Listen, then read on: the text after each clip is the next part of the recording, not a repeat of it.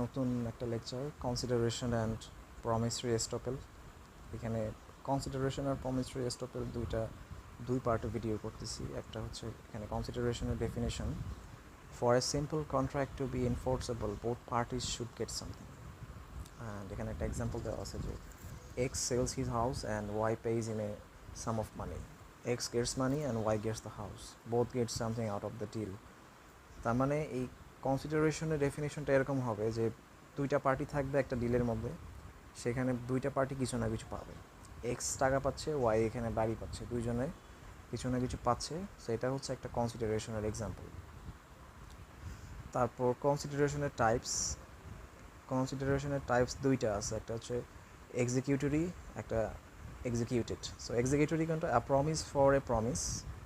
Example, I will paint your house if you will pay me 500 euros. So executory যেটা আছে, এক্সিকিউটরিতে একটা প্রমিসের বদলে একটা প্রমিস থাকবে যে যদি তুমি আমার বাসা পেইন্ট করে দাও আমি তোমাকে 500 ইউরো বা 500 পাউন্ডস পে করবো। সো এটা হচ্ছে এক্সিকিউটরি, তুমি এটা করবো আমি এটা করবো।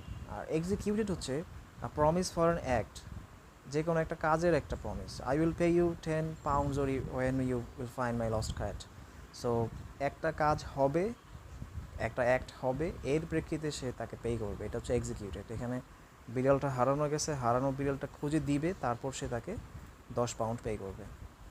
সো এরকম হচ্ছে এক্সিকিউটেড আর এক্সিকিউটিভ দুইটা টাইপসের। আর এখানে golden rules of good consideration, consideration must not be পাস্টের কোনো ঘটনা, পাস্টের কিছু কনসিডারেশনের মধ্যে আসবে না। Consideration must move from the promisee. So কনসিডারেশনের যে বিষয়টা, এটা প্রমিসর আর প্রমিসি দুইটা মানুষ করে। যে প্রমিসটা করে সে হচ্ছে একজন প্রমিসর, আর যে এই যাকে প্রমিসটা করা হয় সে হচ্ছে প্রমিসি। সো দুইটা এই কনসিডারেশনের জন্য এই রুলটা অ্যাপ্লাই করার জন্য প্রমিসি থেকে সেটা আসতে হবে। And consideration must be sufficient but need not be adequate. কনসিডারেশনের যে ডিলগুলা, এখানে একটা অ্যামাউন্টটা সাফিসিয়েন্ট হবে, কিন্তু এখানে অ্যাডিকুয়েট হওয়ার কোনো প্রয়োজন নেই, বাট সাফিসিয়েন্ট হইতে হবে। তারপর হচ্ছে performance of an existing obligation under a contract under law. এখানে একটা এক্সিস্টিং অব্লিগেশন থাকতে হবে কন্ট্রাক্ট অথবা ল থেকে, যে কোনো ডকুমেন্টস বা ফাইল। অ্যান্ড লাস্টেরটা হচ্ছে part payment of A ডেপ্ট is not good consideration for a promise to forget the ডেপ্ট। আচ্ছা, তো একটা ডেপ্ট বা লোনের তুমি যদি ফুল পেমেন্টটা না করো, পার্ট পেমেন্ট করো, এটা কোনো ভালো কনসিডারেশন হবে না for a promise to forget the ডেপ্ট। তো ওই ডেপ্টটা রিমুভ করার জন্য বা ডেপ্টটা একেবারে শেষ করার জন্য ওটা কোনো ভালো কনসিডারেশন হবে না। তারপর এখানে কনসিডারেশনের যেইগুলো আছে, গোল্ডেন রুলসগুলো আছে, এগুলো থেকে কিছু এক্সাম্পলস আছে। যেমন নাম্বার 1 হচ্ছে রুলস অন কনসিডারেশনের একটা ঘটনা, মাস্ট মুভ ফ্রম দ্য প্রমিসি।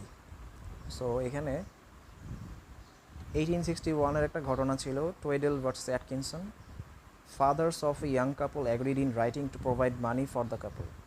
তো এখানে হচ্ছে দুই ছেলেপক্ষ মেয়ে পক্ষ দুজনেরই বাবারা হচ্ছে রাজি হয়েছিল যে তারা বিয়ের পর হচ্ছে কাপলকে কিছু উপহার, মানে টাকা উপহার করবে, কিছুটা ফাইন্যান্সিয়াল তাদেরকে প্রোভাইড করবে। The young man sued the woman's father estate for non-payment, claim unsuccessful as although named in the contract he did not provide any consideration himself. আচ্ছা, এখানে মূল ঘটনাটা এরকম হচ্ছে যে বিয়ের কিছুদিন আগেই হচ্ছে মহিলাটার বাবা মারা যায়, আর বিয়ের কিছুদিন পর হচ্ছে ছেলেটার বাবাও মারা যায়। তো এখানে কন্ট্রাক্টটা হয়েছিল তাদের দুইজনের মধ্যে, দুইজন বাবার মধ্যে, যে আমাদের ছেলে মেয়েরা যখন বিয়ে করবে আমরা আমাদের প্রপার্টি থেকে তাদেরকে কিছু ফাইন্যান্সিয়াল হেল্প করব। কিন্তু যখন দুইজনই মারা গেলেন, তারপর যখন হচ্ছে মেয়েটার বাবার তো স্টেট আছে, প্রপার্টি আছে, তো সেই স্টেটের এগেনস্টে ছেলেটা হচ্ছে সু করে, মামলা করে। তো মামলা করার পরে হচ্ছে মহিলাটার ওই স্টেট, তার ফাদারের যে স্টেট আছে, তারা তখন ডিফেন্ডেন্ট হয়ে যায় আর ছেলেটা হয়ে যায় ক্লেইমেন্ট। সো এই ক্লেইমটা ইভেনচুয়ালি কোর্টে কোনো বেনিফিট করে না ছেলেটাকে, বিকজ এই ডিলটা হয়েছিল মূলত দুইটা ফাদারের মধ্যে। সো এখানে ছেলেটা ছিল থার্ড পার্টি গিয়ে এখানে কোনো রকমের কনসিডারেশনই করতে পারবে না। আর এটা মানে মাস্ট মুভ ফ্রম দ্য প্রমিসি, মানে যাকে প্রমিসটা করা হয়েছে সেই একমাত্র এটার এগেনস্টে একটা স্টেপ নিতে পারবে কোর্টে। এখানে থার্ড পার্টি এসে কোনো স্টেপ নিতে পারবে না। তারপর হচ্ছে must not be past, daughter-in-law unable to claim for cost of improvements as the agreement to reimburse her came after she made the improvements. আচ্ছা, এটা মেকার্ডেল 1951-এর ঘটনা। তো এই ঘটনাটা হচ্ছে একটা ফ্যামিলিতে একটা মেয়ের বিয়ে হয়, ম্যাকার্ডেল ফ্যামিলি। তো সেই মেয়ের হচ্ছে 5টা ছেলে ছিল। তো 5টা ছেলে এখন এই ডটার ইন ল যে আছে সে শ্বশুর বাড়ির হচ্ছে বাড়িটার অনেক মেরামত করছে, সেটাকে অনেক ডেভেলপ করছে, কিছু মানে আলাদা বাকি কনস্ট্রাকশনের কাজ ছিল সেগুলো করছে, একটু রিফাবরিশ করছে, মানে কিছু টাকা তার খরচ হয়েছে এখানে। সো এই টাকাটা সে চাইছিল তার যে 5 ছেলে আছে এই 5 ছেলের থেকে সমান ভাগে নিতে। তা অ্যামাউন্টটা কিছুটা হতে পারে 488 পাউন্ডস এরকম ছিল। তো মানে অলমোস্ট 500 পাউন্ডসের মতো। সে চাচ্ছিল যেন তার প্রত্যেকটা ছেলে যেন এটা ইকুয়ালি পে করে তাকে, কারণ এটা তার একটা দাবি ছিল। কিন্তু এইটা বিষয়টা হয়েছে যে সে তো এই কাজটা আগেই করে ফেলছে, সে আগেই বাড়িটা কনস্ট্রাকশন করছে, সে এটাকে রিফাবলিশ করছে, তারপর সে এখানে ডিলে আসছে যে আমাকে এখন পে করতে হবে। এখন বিষয়টা হচ্ছে কোর্টে যখন এটা নিয়ে যায় যে আমাকে তো আমার ছেলেরা পে করতেছে না, এখন আমি কি করব? তো কোর্ট তাকে বলে যে এটা তো আসলে একটা ভলেন্টারি অ্যাক্ট ছিল, এখানে তোমার টাকা থেকে তুমি এই এই যে প্রপার্টিটা আছে এটাকে তুমি ডেভেলপমেন্ট করছো। তো এখানে এই ডেভেলপমেন্ট করার আগে তুমি কোনো রকমের ডিল করো নাই তোমার ছেলেদের সাথে, যে কারণে তারা বাধ্য না তোমাকে টাকাটা দিতে। সো এইটাই এখানেই হয় শেষ। তারপর এখানে এক্সেপশনস আছে at the request of one of the parties. এখানে B accused of killing a man, এটা হচ্ছে ল্যাম্পলেক ভার্সেস ব্রেথওয়েট 1615-এর ঘটনা, 1615। So B accused of killing a man, B asked L to get him a king's pardon. মানে বিটা হচ্ছে এখানে Brathwaite আর এল হচ্ছে ল্যাম্পলেক। সো বি হচ্ছে একজন মানুষকে হত্যার দায়ে আসামি। তো বি হচ্ছে এলকে তাকে রাজার ক্ষমা পাওয়ার জন্য একটা সুপারিশ করতে বলছে, লাইক হ্যাঁ রেফারেন্স করতে বলছে। So no mention of payment, এখানে মেনশন ছিল না কোনো পেমেন্টের। So after pardon be promised 100 pounds but refuse to pay. তো এই মৃত্যুদণ্ড থেকে জামিন পাওয়ার পরে বা সে হচ্ছে বাঁচার পরে বি হচ্ছে যে ছিল ব্রেথওয়েট, যে আর কি খুনি, সে তাকে প্রমিস করছিল ল্যাম্পলাইককে যে আমি 100 পাউন্ডস দিব, কিন্তু সে পরে এটা রিফিউজ করছে যে আমি দিতে পারবো না। So B bound to pay as service was requested and payment was contemplated even if not agreed. তো আলটিমেটলি কোর্টে হচ্ছে বিকে এই টাকাটা পে করতেই হয় ল্যাম্পলাইককে, কারণ এইটা একটা রিকোয়েস্টেড অ্যান্ড পেমেন্টটা অলরেডি সে প্রমিস করছে তাকে যে দিবে, তাই কনসিডারেশনের নিয়ম অনুযায়ী তাকে এটা করতে হবে। তারপর হচ্ছে 1892 রিকেসে প্যাটেন্টস, request by the claimant of the defendant to develop the claimant's new patents for commercial purposes, work duly done, promise in a document by the claimant that the defendant be rewarded with a patent for the work done, patent not registered, held, defendant entitled to the patent as it was implied from the request that the work would be paid for. এটা একটা মানে ঘটনা যেখানে পেটেন্টের একটা commercial purpose হয়েছিল এখানে তারা হচ্ছে এই ডিল অনুযায়ী, এই নতুন পেটেন্ট অনুযায়ী তাকে হচ্ছে যে ক্লেইমেন্ট, ডিফেন্ডেন্টের ক্লেইমেন্টকে টাকা দেওয়ার কথা, কিন্তু ডিফেন্ডেন্ট হচ্ছে সেটা দিতে চায় নাই। পরবর্তীতে সে মানে এটা রেজিস্টার্ড না হওয়ার একটা অজুহাত দেখায়, তাকে দিতে চায় মানে অস্বীকার করছে। পরে কোর্টে যখন গেছে ক্লেইমেন্ট এটা নিয়ে, পরে ডিফেন্ডেন্টকে এটা দিতে তারা বাধ্য করছে যে এটা যেহেতু তোমাদের ডিলের মধ্যে ছিলই, যে এটা তুমি রিকোয়েস্ট করছো তাকে, সেই জন্য তোমাকে এটা পে করতেই হবে।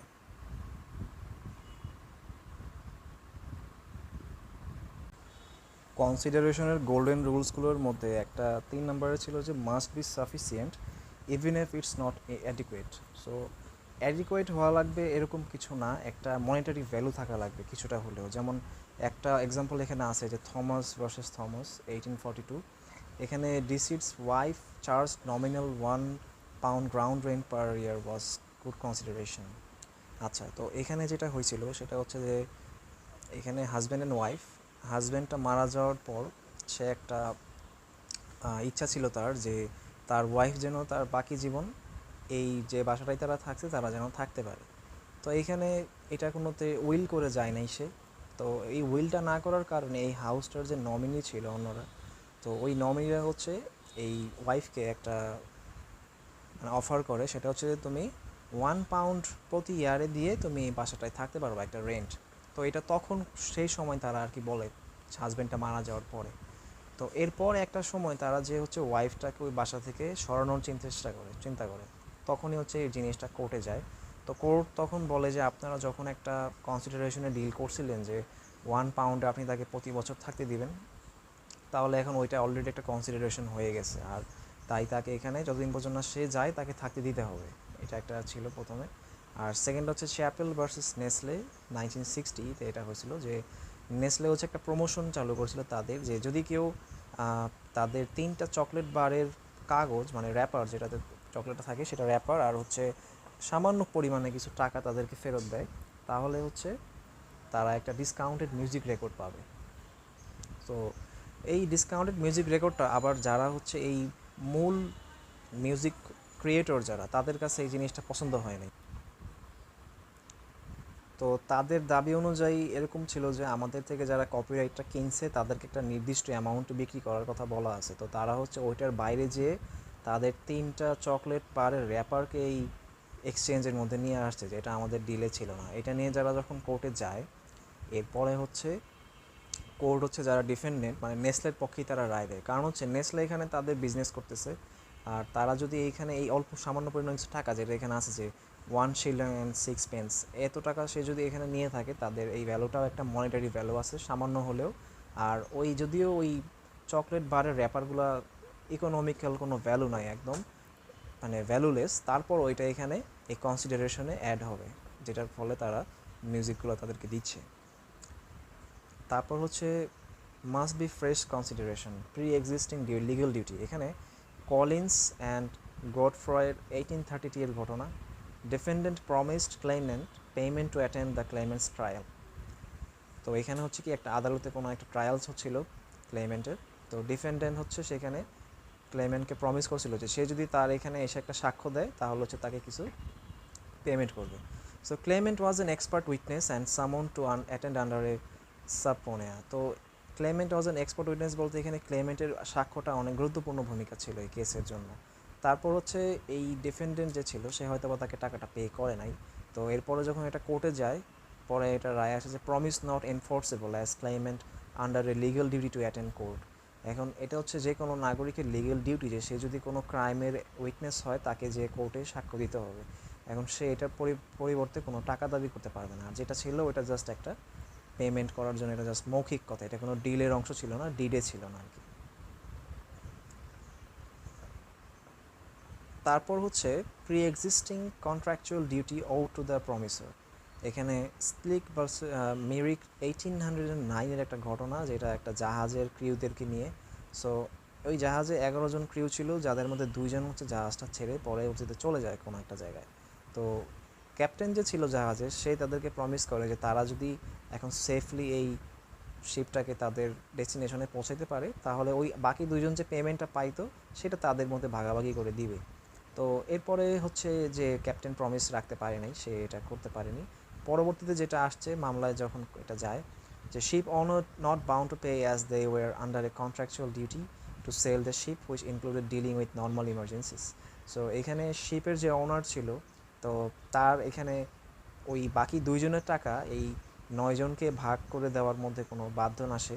কারণ হচ্ছে তাদের এটা কন্ট্রাকচুয়াল একটা ডিউটি, তারা যখন সেলিং করতে গেছে তাদের এটা নর্মাল ইমার্জেন্সিতে তাদের এই ডিউটি করাটা বাধ্য, তাকে এটার জন্য এক্সট্রা কোনো পেমেন্ট করতে হবে, এটা তাদের কন্ট্রাক্টে ছিল না। তারপর হচ্ছে pre existing contractual duty out to a third party. আচ্ছা, শ্যাডোয়েল উইথ শ্যাডোয়েল 1860। তো এটা হচ্ছে আঙ্কেল আর নেফিউর মধ্যে। তো uncle bound to pay nephew, uncle হচ্ছে চার্লস আর নেফিউ হচ্ছে ল্যান্সি। তো সে তাকে একটা কথা বলছিল যে if you marry I am gonna pay you £150 yearly. তার মানে এখানে সে যদি বিয়ে করে তাহলে তাকে £150 ইয়ারলি তার আঙ্কেল দিবে, এটা একটা তাদের ডিল ছিল। তো এখানে এলেন থার্ড পার্টি, এখানে এলেন যাকে হচ্ছে ছেলেটা বিয়ে করছে আর কি। তো পরবর্তীতে হচ্ছে সে এখানে জিনিসটা যখন সে তার কথা মতো না যায়, সে যখন তাকে £150 ইয়ারলি দিতে না রাজি হয়, পরবর্তীতে যখন এটা কোর্টে যায় তখন কোর্ট তাদেরকে এটা একটা নির্দেশ দেয় যে সে যেহেতু একটা ডিলে ছিল, এটা তার যেহেতু কন্ট্রাক্ট হয়েছে, এখানে তাদের কনসিডারেশন হয়েছে যে ছেলেটা এখানে বিয়ে করলে 150 পাউন্ডস পাবে, আর আঙ্কেলটাও এখানে হচ্ছে এখানে একটা কনসিডারেশনে আসছে, সে কারণে তাকে এটা দিতেই হবে, এটা মানে রেফিউজ করার কোনো অপশন নাই। তারপর হচ্ছে নিউজিল্যান্ড শিপিং ভার্সেস স্ট্যাটারওয়েট 1975-এর। So stevedore's duty to unload the goods for the owner or carrier of the goods, না থার্ড পার্টির যে মালামালগুলো ছিল সেগুলো যদি ওই যে জাহাজের কুলিরা যে আনলোড করবে জাহাজ থেকে নিয়ে, was goods consideration for the shipper promising not to sue them in the event of damage in unloading the goods from the ship. তো এখানে যারা শিপার, যারা এটা শিপ করতেছে, তারা কোনো সু করতে পারবে না, তাদের নামে কোনো কোর্টে মামলা করতে পারবে না যদি তাদের এই মালামালগুলো বোঝাই করার সময় নামাতে গিয়ে বা উঠাতে গিয়ে কোনো রকমের ক্ষতি হয়। এটা একটা কনসিডারেশন ছিল তাদের জন্য, কারণ এখানে শিপাররা সার্ভিস পাইতেছে, আর এখানে যারা হচ্ছে এই স্টিভডোর তারা হচ্ছে এখানে কাজটা করে একটা পেমেন্ট পাচ্ছে, তো দুজনেই কোনো না কোনো বেনিফিট আছে। তো বেনিফিটের কারণে এটা একটা কনসিডারেশন, এখানে অন্য কোনো রুল অ্যাপ্লাই করা যাবে না।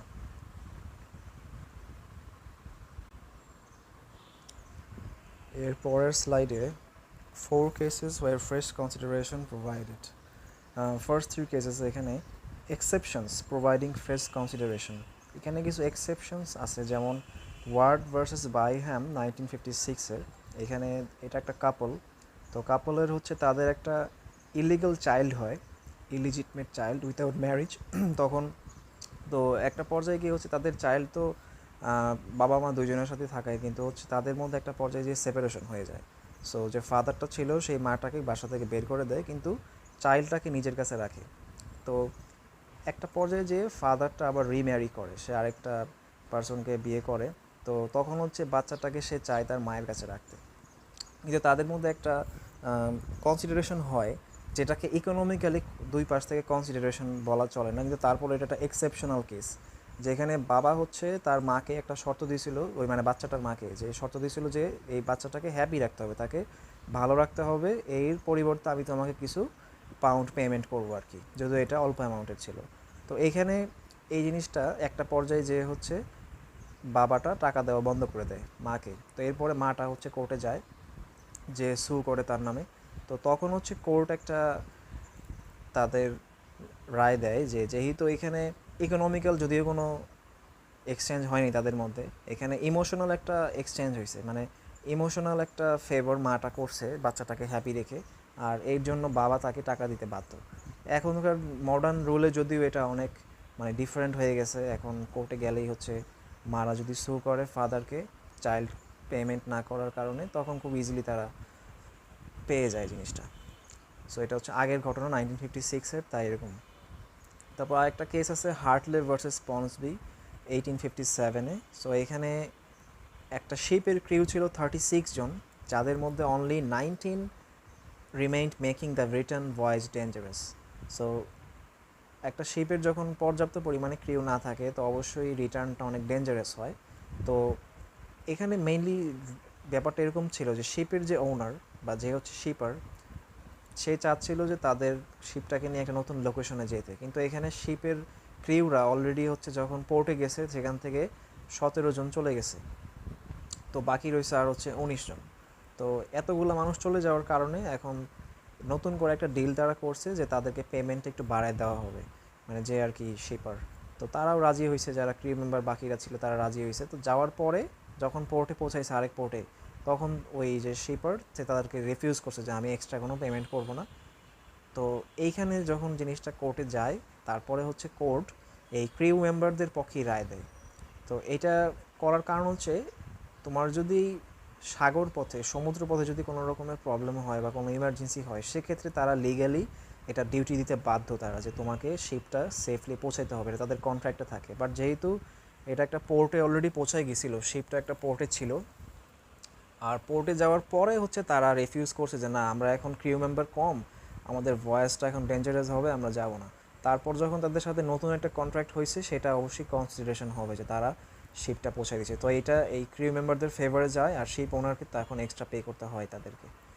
তারপর গ্লাসব্রুক ব্রোজ ভার্সেস গ্ল্যামোরগান সিসি 1925, এটা হচ্ছে একটা স্ট্রাইক হয়েছিল কিছু ওয়ার্কারদের, কোল একটা মাইনের পাশে। তো তো ওই মাইনের মধ্যে এখন আরও এক্সট্রা সিকিউরিটি দরকার ছিল, যার কারণে মাইনের যে তোমার কন্ট্রাক্টর সে পুলিশকে কল দিয়ে বলছে যে আমাকে আর অফিসার পাঠান। তো পুলিশ বলছে যে এখন এক্সট্রা ডিউটি অফিসার পাঠানো পসিবল না, যদি আপনি এমার্জেন্সির কারণে আরও অফিসার্স চান তাহলে আমাদের কিছু পেমেন্ট করতে হবে। তো সে রাজি হয়, পরে পুলিশরা যায় এখানে যে স্ট্রাইকটাকে সামাল দেয়। তো এরপরে ওই লোক যে আর কি কন্ট্রাক্টর সে পুলিশকে পে করতে মানা করে দেয় যে না আমি দিব না। তো এটার কারণে এটা যখন কোর্টে যায় তখন হচ্ছে কোর্ট রায় দেয় হচ্ছে এই কন্ট্রাক্টরের পক্ষেই, কারণ হচ্ছে পুলিশের হচ্ছে লিগ্যাল ডিউটি একটা যে কোনো সমস্যায় তাদের সিটিজেনদেরকে হেল্প করা। তো এটার জন্য এক্সট্রা কোনো পেমেন্ট পুলিশ নিতে পারবে না। তো এটা হচ্ছে একটা ছিল কিছু, এই তিনটা ছিল এক্সেপশনাল কেসেস যেখানে কনসিডারেশন মানে কার্যকর হয় নাই। তারপরের এখানে আছে ফোর্থ কেস, যেটা হচ্ছে practical benefit, Williams versus Rafi and Nicholls. So এটা 1990-র ঘটনা। কোর্ট অ্যাপিল তাদেরকে কী করছে, এখানে হচ্ছে উইলিয়াম সে একটা কন্ট্রাক্ট অফার করছে, সেটা হচ্ছে যে £20,000 for providing carpentry on a number of flats. So William under quoted, মানে কোটেশনটা তার অনেক কম ছিল, তখনকার রেগুলার টাইমে যে পাউন্ড তার ডিমান্ড করার কথা তার থেকে অনেক কমই করছে। কিন্তু রফি যে ছিল, রফি সে চাইছে যে কাজটা যেন ডিলে না হয়, সে এটার পরিপ্রেক্ষিতে তাদেরকে বলছে যে আমি আরও £10,000 এক্সট্রা দিব। মানে উইলিয়াম ডিমান্ড করছে £20,000, আর রফি যে আছে সে ওই 20,000-এর পাশাপাশি আরও এক্সট্রা £10,000 দিতে রাজি ছিল। সো কোর্ট এরপর তাদের মধ্যে সমস্যা হয়, তারা একজন মানে এক্সট্রা পেমেন্ট করতে তারা রাজি হয় না। তো একটা পর্যায়ে যে যখন কোর্টে যায়, কোর্ট অ্যাপিল তাদেরকে আর বাউন্ড টু পে অ্যাজ আর had avoided a penalty clause being involved by its client. সেখানে আর যেহেতু একবার তাদেরকে বলছে যে আমি £10,000 এক্সট্রা পে করবো আমার এই কাজটা যদি ডিলে না করেন আপনারা, তখন তাকে পে করতেই হয়েছে জিনিসটা। সে যদি পে না করতো তখন তাকে একটা পেনাল্টি পেতে হতো। তারপর এখানে গ্লিডওয়েল এলজে যে কথাটা বলছে যে আর derive practical benefit from promising W more money to do the pre-existing work. Promise must not be given under duress or fraud. তো এখানে হচ্ছে যে সে তাকে প্রমিস করছে, হ্যাঁ, ডাব্লিউ কে প্রমিস করছে যে আর মানে রফি, যে তুমি যদি আমার কাজটা আরও তাড়াতাড়ি করে দাও তাহলে আমি £10,000 তোমাকে এক্সট্রা দিব। তো এটা অলরেডি একটা প্রি এক্সিস্টিং ওয়ার্ক ছিল, যেটা হচ্ছে মানে কাজটা অলরেডি শুরু হয়ে গেছে, তাদের মধ্যে কন্ট্রাকচুয়ালি £20,000 ডিলটা দুজনের মধ্যে সাইন হয়ে গেছে। তারপর যখন এক্সট্রা একটা £10,000 কথা আসছে, ওটা জাস্ট একটা তার মানে পারসুয়েশন ছিল, তার একটা মানে ছলনা ছিল যে আমি আপনাকে আরও পে করবো, এটা হচ্ছে কাজটা জলদি করে দেন। তো যদিও এটা মৌখিকভাবে ছিল, কিন্তু কাজটা জলদি করার কারণে এখানে উইলিয়াম এটা ডিজার্ভ করতো, সেই কারণে রায়টা উইলিয়ামের পক্ষেই যায়, কারণ সে কাজটা জলদি করতে অবশ্যই তার এক্সট্রা খরচ হয়েছে, এক্সট্রা কাজ লাগছে, যার কারণে রফি তাকে £10,000 দিতে বাধ্য।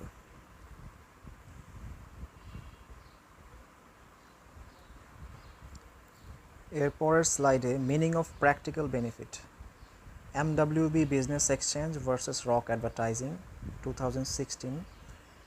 টেনেন্ট যে ভাড়াটিয়া এখানে defendant in arrears of rent £12,000 under a 12-month licence. সো তার একটা লাইসেন্স ছিল যে সে 12 মান্থের যে £12,000 রেন্টটা সেটা দিবে, এভাবে তাকে দিতে হবে একটানা।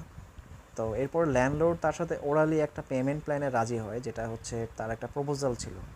এটা টেনেন্ট মানে ভাড়াটিয়া যে ডিফেন্ডেন্ট তারই প্রপোজাল ছিল যে টেনেন্ট প্রথমে £3,500 পে করবে, তো এটা পে করার পর বাকি যে অ্যামাউন্টটা বাকি থাকবে সেটা হচ্ছে সে ধীরে ধীরে দিবে longer period of time. So landlord এই অফারটা রিজেক্ট করে একটা পর্যায়ে, যে the new proposal and sued for arrears under the original licence and took repossession. তো অরিজিনাল যে লাইসেন্সটা ছিল সেটা হচ্ছে 12 মান্থের জন্য £12,000, কিন্তু সে যখন সেকেন্ড তাকে একটা অফার করলো ভাড়াটিয়া যে আমি আপনাকে এখন আপফ্রন্ট £3,500 দিব, বাকিটা আপনাকে আমি একটা লং পিরিয়ড টাইমে ধীরে ধীরে দিব। তো ল্যান্ডলর্ড এটা রিজেক্ট করে। তো টেন্যান্টের কথা হচ্ছে যে আপনি আমার সাথে একবার ওরালি প্রমিস করছেন, তো এটা আপনি এখন মানা করতেছেন কেন? So tenant counter claim relying on the payment plan. So এই পেমেন্ট প্ল্যানটার উপর সে ক্লেম করে সে আবারও একটা কাউন্টার ক্লেমিং করে। তো এই কারণে হচ্ছে আলটিমেটলি কোর্ট যেটা বলে যে applying Williams versus Roffey the promise was binding for it amounted to a practical benefit to the landlord. এখানে প্র্যাকটিক্যাল বেনিফিট কিন্তু ল্যান্ডলর্ডেরই, কারণ এখানে সে আপফ্রন্ট £3,500 পাচ্ছে, আর যদি সে ওই লাইসেন্সে যাইতো তাহলে তার 12 মান্থে 1000 পাউন্ড করে সে পাইতো। তো এই জিনিসটা তার প্র্যাকটিক্যালি বেনিফিট ছিল না। তো যেখানে প্র্যাকটিক্যাল বেনিফিট কোর্ট পাবে সেটার পক্ষে কোর্ট রায় দিবে। এই কারণে হচ্ছে উইলিয়াম এবং তোমার ওই রফের যে কেসটা ছিল ওইটার পরিপ্রেক্ষিতে এখানে রায়টা যায় হচ্ছে টেনেন্টের পক্ষে। তো টেনেন্ট পরে আপফ্রন্ট তাকে 3500 পাউন্ড পে করে আর বাকিটা ধীরে সুস্থে দেয় আর কি।